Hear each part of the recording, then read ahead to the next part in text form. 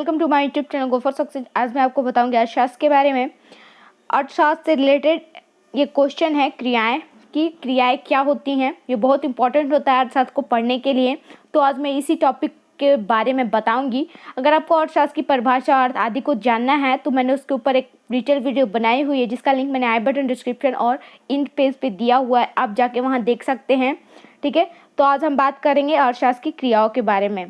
तो अर्थशास्त्र में कितनी क्रियाएं होती हैं, इन्हीं के द्वारा हम समझ पाएंगे अर्थशास्त्र क्या है। ठीक है, तो पहला है क्रियाएं दो प्रकार की होती हैं। ठीक है, पहला है आर्थिक क्रियाएं, दूसरा है गैर आर्थिक क्रियाएं। तो एक एक करके हम इन दोनों को देखेंगे। ये अर्थशास्त्र के अंतर्गत दो प्रकार की क्रियाएं होती हैं। ठीक है, तो पहला है आर्थिक क्रियाएं, तो इसको अंग्रेजी में इकोनॉमिक एक्टिविटी कहते हैं। दूसरा है गैर आर्थिक क्रियाएं, इसे अंग्रेजी में नॉन इकोनॉमिक एक्टिविटी कहते हैं। ठीक है, तो अर्थशास्त्र में कितनी क्रियाएं होती हैं? दो क्रियाएं होती हैं। पहले हम इनको समझेंगे, तो एक एक करके इनको देखते हैं। तो चलिए आगे बढ़ते हैं। तो सबसे पहले हम देखेंगे आर्थिक क्रियाएं यानी कि इकोनॉमिक एक्टिविटी। ठीक है, तो आर्थिक क्रियाएं उन क्रियाओं को कहते हैं जो धन से संबंधित होते हैं। यानी कि आर्थिक क्रिया हम किसे कहते हैं? वे उन क्रियाओं को कहते हैं जिनका संबंध धन से होता है, जैसे कि शिक्षण कार्य, चिकित्सक कार्य, वकील, व्यापारी आदि। यानी कि प्रत्येक व्यक्ति धन कमाने की विभिन्न क्रियाओं और कार्यों से व्यस्त होते हैं। यानी कि हर व्यक्ति कुछ ना कुछ कार्य करता है, मतलब धन कमाने के लिए कोई ना कोई कार्य जरूर करता है। ठीक है, तो जैसे शिक्षण कार्य होगा, चिकित्सक कार्य होगा, मतलब ये सब क्या है? कार्य हैं। इनको करने पे हमें धन प्राप्त होता है। या फिर कोई मजदूर है, मजदूरी कर रहा है, कोई फल बेच रहा है, कोई सब्जी बेच रहा है, वो लोग क्या कर रहे हैं? धन कमा रहे हैं। यानी कि वो जो काम कर रहे हैं उनको धन प्राप्त हो रहा है। तो ऐसी ही क्रियाओं को हम आर्थिक क्रियाएं कहेंगे जिनसे हमें धन का लाभ होता है, यानी कि हम धन कमाते हैं। ठीक है, प्रत्येक व्यक्ति ऐसी क्रिया से संबंधित होता है, यानी कि हर व्यक्ति किसी न किसी ऐसे ही क्रिया से संबंधित होता है।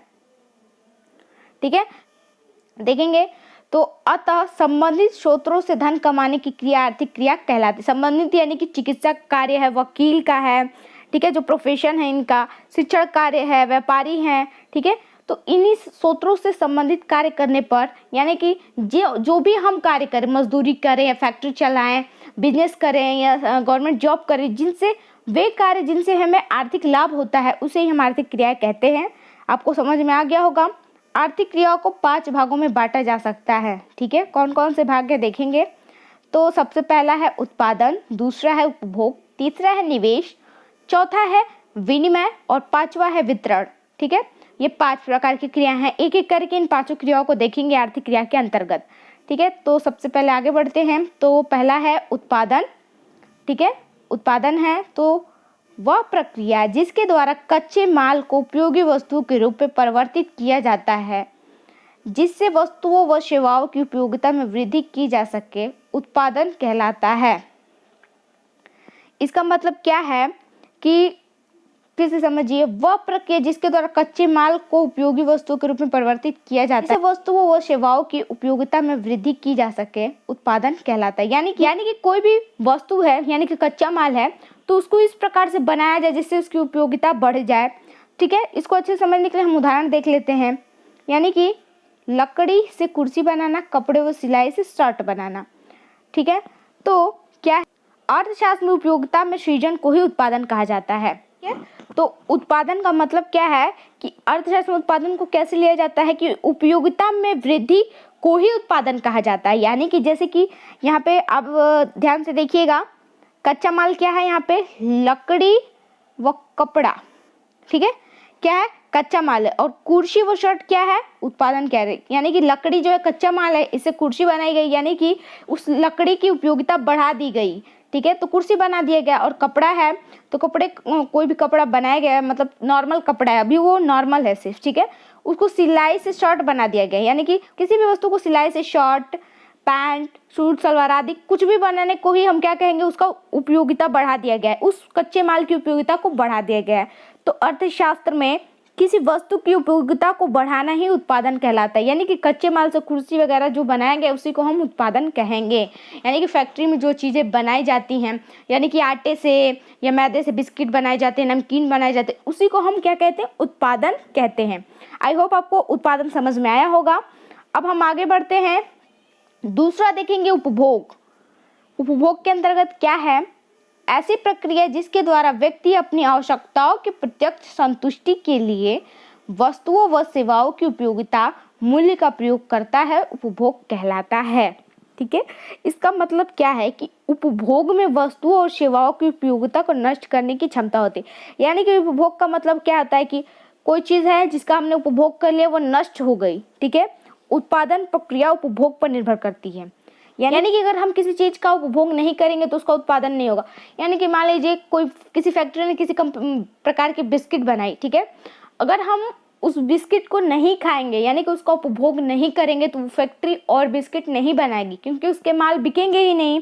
ठीक है, तो अगर वस्तुओं का उपभोग नहीं होता है तो उसका उत्पादन भी बंद हो जाएगा। ठीक है, तो उत्पादन किस पे निर्भर करता है? उपभोग पर निर्भर करता है। तो उपभोग का मतलब वस्तुओं का उपभोग करने से, उसकी उपयोगिता मूल्य का प्रयोग करने से है। आपको समझ में आया होगा। ठीक है, अब हम उदाहरण देखेंगे। देखिए, उदाहरण देखेंगे। उत्पादन क्रिया उपभोग पर निर्भर करते हैं, मैं आपको पहले ही बता चुकी हूँ। उत्पादन क्रिया उपभोग पर निर्भर करती है, जैसे है भोजन है, पानी है, दूध है, कपड़े पहनना आदि। यानी कि कोई हमने खाना बनाया, अगर हम उसे खा लेंगे तो उसकी जो उपयोगिता मूल्य नष्ट हो जाएगी। हमने तो खा लिया, अब तो वो खत्म हो गया। पानी है, पानी पी लिए तो भी वो खत्म हो गया, एक गिलास है। दूध है, ये सब क्या है? उपयोगिता मूल्य के आधार पर, यानी कि लास्ट चीज, अगर हमने इसका उपभोग किया तो ये खत्म हो जाएंगी। ठीक है, तभी खाना बनाएंगे, खाएंगे, तभी तो दूसरी बार फिर खाना बनाएंगे, भोजन बनाएंगे। उसका मतलब दूसरी बार भोजन बनाने को हम क्या कहेंगे? उत्पादन कहेंगे। यानी कि जब हम इस भोजन का उपयोग करेंगे तभी तो हम नेक्स्ट टाइम उसका उत्पादन करेंगे। ठीक है, तो आपको समझ में आएगा उत्पादन क्या है। आगे देखेंगे हम निवेश। तीसरा है हमारा निवेश। निवेश क्या है? वह प्रक्रिया जिसका संबंध ऐसी परिसंपत्तियों के निर्माण करने से है जिसके माध्यम से भविष्य में अधिक वस्तुओं का उत्पादन एवं सेवाओं में वृद्धि की जा सके, निवेश प्रक्रिया कहलाती है। ठीक है, आप इसको कैसे समझेंगे कि निवेश प्रक्रिया क्या है? निवेश प्रक्रिया के माध्यम से व्यक्ति की अप्रत्यक्ष इच्छाओं की पूर्ति होती है। यानी कि निवेश का मतलब होता है कि जब भविष्य में अधिक वस्तुओं का उत्पादन और सेवाओं में वृद्धि की जा सके। यानी कि अगर मैंने एक पेन खरीदा 5 रुपए का, ठीक है, तो मैंने उसमें निवेश किया है। ठीक है, उसको बेच के मैं क्या 7 रुपए या 8 रुपए या 10 रुपए भी कमाऊंगी। ठीक है, तो मुझे क्या हुआ? उससे लाभ हुआ, उससे प्रॉफिट हुआ मुझे 2 रुपए का, 3 रुपए का, 4 रुपए का। ये आपके ऊपर है, आप कितने में उसको बेचते हो। ठीक है, ठीक है, तो हमने पूंजी लगाई। ठीक है, हमने पूंजी लगाई 5 रुपए के, उसके बाद हम उसमें क्या लाभ कमा रहे हैं। उसी पैसे को हम कहीं निवेश कर देंगे। उसी पैसे से मैं 2 पेन खरीद लूंगी, हो सके तो 2 पेन खरीद लूँ। 10 रुपए में बेचा तो उसे मैं 2, तो इसी चीज़ को निवेश कहते हैं। यानी कि ऐसी परिसंपत्तियों का निर्माण करना निवेश कहलाता है। ठीक है, जिससे कि हम भविष्य में और अधिक निवेश कर सकें, यही निवेश प्रक्रिया कहलाती है। यानी कि हम अधिक धन भी कमा लेंगे, अधिक वस्तुओं का क्रय विक्रय भी करेंगे। ठीक है, इसी प्रक्रिया को हम निवेश कहेंगे। आगे देखेंगे हम, चौथा है विनिमय। यानी कि विनिमय, विनिमय क्या होता है? इसका संबंध किसी वस्तु या उत्पादन के साधन के क्रय विक्रय से। विनिमय का क्या होता है? किसी वस्तु को खरीदना या बेचना। ठीक है, क्रय विक्रय से क्रेता विक्रेता है। को आपने कोई फल बेचा, किसी ने खरीदा, तो क्रय विक्रय को ही हम विनिमय कहते हैं। और विनिमय किससे हमेशा होती है? आज के टाइम में हमेशा मुद्रा से होती है। पहले एक वस्तु से दूसरे वस्तु की भी होती थी, लेकिन अब सिर्फ विनिमय मुद्रा के द्वारा की जाती है। यानी कि दुकानदार के पास आप जाओगे कोई सामान लेने, तो आपको वहाँ पैसे देने होंगे, कैश देना होगा, तभी आप वो वस्तु से खरीद पाओगे, क्रय कर पाओगे। ठीक है, तो विनिमय का मतलब होता है किसी वस्तु या उत्पादन के साधन के क्रय विक्रय से। किसी वस्तु को खरीदने या बेचने को ही हम विनिमय कहते हैं अर्थशास्त्र में। आगे हम देखेंगे, 5वां है और आखिरी है वितरण। अब वितरण क्या होता है? वितरण का मतलब तो सुनने में ऐसा लग रहा है बांटना, डिस्ट्रीब्यूशन। ठीक है, तो इसका मतलब हम अर्थशास्त्र में देखेंगे। इसका संबंध उत्पादन के साधनों की कीमत से है, अर्थात भूमि, श्रम, पूंजी व उपक्रम की कीमत, लगान, मजदूरी, ब्याज व लाभ से है। वितरण का मतलब क्या होता है? अगर हमने किसी चीज़ को, अगर मान ली फॉर एग्जाम्पल अगर हम देखेंगे, अगर मैंने कोई पापड़ बनाने का काम शुरू किया, ठीक है, तो अगर मैंने इसका बहुत बड़ा काम शुरू किया तो पहले क्या किया मैंने? भूमि यानी कि किराए पे मकान लिया। उसके बाद श्रम के लिए मैंने 2-3 लोगों को इकट्ठा कर लिया। ठीक है। पूंजी लगा दी, अगर मैंने अपने 500 या 1000 रुपये की पूंजी लगा दी, ठीक है। अब इन्हीं के बदले उपक्रम की लागत का मतलब क्या हुआ, लगान, यानी कि लगान का मतलब होगा टैक्स होगा, ठीक है। जो जिन्होंने मेरे साथ काम किया उनको मजदूरी दूंगी, उसी लाभ में से अगर उन प्रोडक्ट्स को बेचने के बाद जो मुझे प्रॉफिट होता है उसमें से मैं उन लोगों को मजदूरी दूंगी, क्या ब्याज दूंगी, जो भी मेरा लाभ होगा मैं लाभ रखूंगी।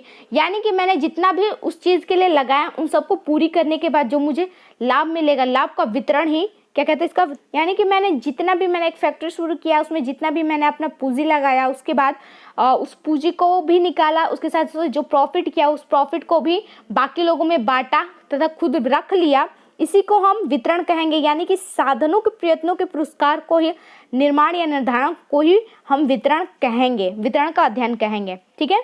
जो भी मैंने कमाया उसको सभी में बांटा या रखा, अलग अलग चीज़ों पे हम उसी को वितरण कहेंगे, ठीक है। आई होप आपको ये पांचों समझ में आया होगा। अब हम देखेंगे गैर आर्थिक क्रियाएं, ये हमारा लास्ट है। यानी कि अर्थशास्त्र में दो क्रियाएं होती हैं, आर्थिक क्रियाएं, गैर आर्थिक क्रियाएं। तो गैर आर्थिक क्रियाएं क्या हैं, यानी कि नॉन इकोनॉमिक एक्टिविटी, ठीक है।